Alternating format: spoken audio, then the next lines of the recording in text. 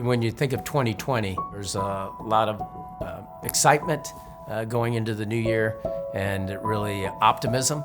And so, we have to regain that momentum. And, that's the Springfield strength, is really the people. We have a very giving community. We have a very supportive community. And that's what, in the end, that will be how people remember what we did. In 2020, we were looking at a 20% increase in our convention business. So we had the biggest scheduled convention year on record. Annually, we receive about a million leisure visitors. We rent over 800,000 room nights annually. The economic impact for tourism is $480 million a year. That includes $10 million in local taxes. So it's one of the largest employers in Sangamon County. So when the shelter was in place in April, we really thought 90 days. We thought, we could kick-start it back in June 1st or so and really have our summer season. But late April, it was apparent that that was not going to happen.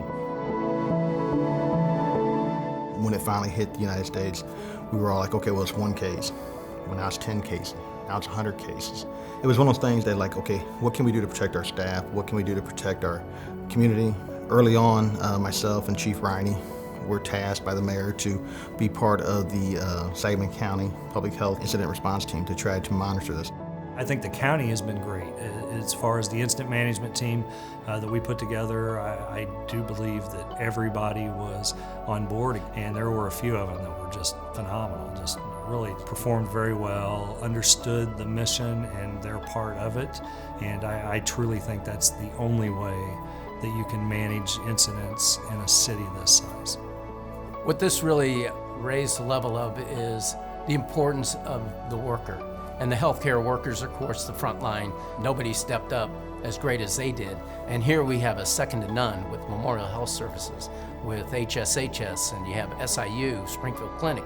And they, really changed the way they did business to prepare for the worst and hope for the best. Well, I think we've forged relationships that maybe weren't as tight as they originally were, because we've had to really come together and lean on each other. And, when there are, big issues in town, to move forward and to work together to solve them.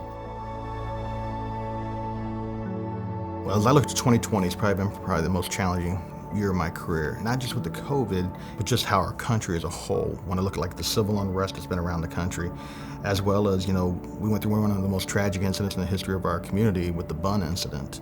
The challenges that it's presented to us, we've been able to work through, but we couldn't have worked through that without the leadership of the community at both the formal level with the mayor's office and just all city directors, as well as at the informal leadership. And I think that's what makes our community unique and our community great, to be honest. We're at this pivotal point. We're the #1 city post-pandemic, and that's not by happenstance. That's because we're a great place to raise a family. We're an affordable place. We've proven that we can work remotely, but we kept the lights on, the water running, doing infrastructure improvements. But what we really need to do is stop playing the blame game. And this isn't just Springfield. This is any town, USA.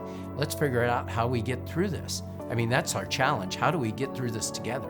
And really work together to improve our lives. I would say 99% of the people are doing exactly the right thing. They're taking the advice of the epidemiologists and the experts, and they are doing what they can to limit the spread. And I think it's overlooked how well that's worked. We are all better decision makers with the benefit of hindsight. And unfortunately, in these roles that we're in, the mayor, myself, the police chief, Gail O'Neill at Public Health, we don't have the benefit of hindsight. So you're just trying to give people the proper information today. And if that changes tomorrow, you need to admit your mistake, give the better information, and tell people why. We look forward to returning to a more robust community policing effort in a safe environment. We look forward to being able to get out in the community, get to know people more than we've been able to do this year. That's my hope, is that we can get back to some semblance of normalcy and we can begin to open up and not be afraid of each other and be able to congregate again and just get our economy moving again. We have collaborations with DSI and the Chamber of Commerce and the Springfield Art Association, seeing our conventions return again. That's something to look forward as we get past this pandemic and into 2021. I think we're at this crossroads where we will finally be that model city that everybody challenges us to be. And we will do that by relying on one another and supporting one another and moving forward together.